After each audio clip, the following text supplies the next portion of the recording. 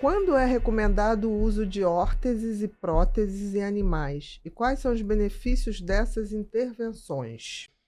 Bom, de maneira geral, né? Mas vamos falar assim dos quadrúpedes, cães e gatos.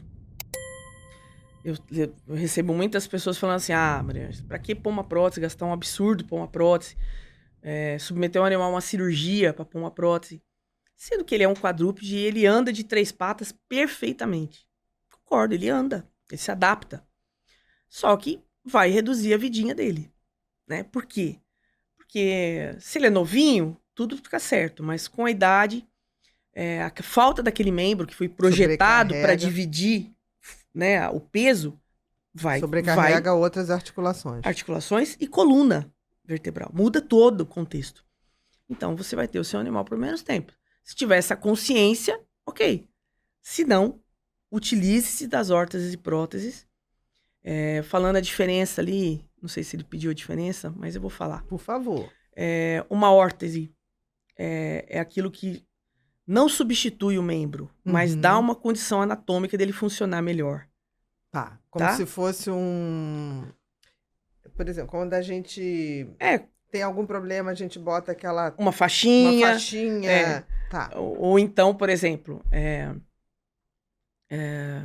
eu ia falar uma coisa que acabou fugindo. Das órteses. Das órteses. Você tá com um rompimento de tendão de joelho, vamos falar assim, rompeu. Aí você vem e coloca uma órtese de contenção. Entendi. Então não vai deixar doer tanto com aquela órtese. É uma órtese. Sim. E a prótese é o que substitui um pedaço, do membro. A órtese é uma coisa provisória para ajudar na recuperação. Exatamente. E a prótese já é tipo assim, não tem como recuperar, você está substituindo, né? Aí você substitui. Tá, anatomicamente. Perfeito. E a órtese às vezes não é nem temporária, porque o rompimento de um tendão, ele é eterno, se você não fizer a cirurgia. Então vai precisar daquela órtese para não ter tanta dor. Tá. Tá? Mas isso acontece nos bichinhos? Acontece. E eles usam sempre? Usam. Tem gente que usa. Agora você tá falando assim, pagar uma fortuna. Mas engraçado, assim, cada vez mais eu vejo pessoas que gostam mesmo de bichinho, pagam.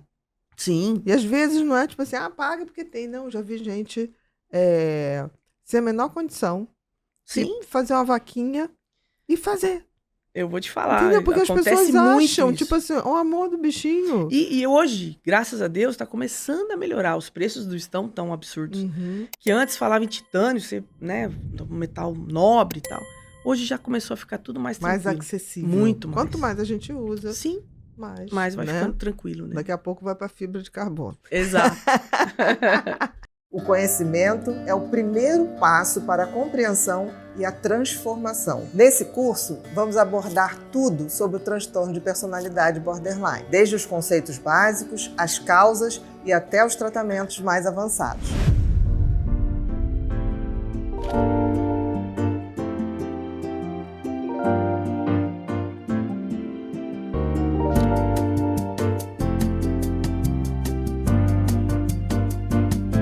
Eu estou ansiosa para começar essa jornada de aprendizado com você. Vamos lá?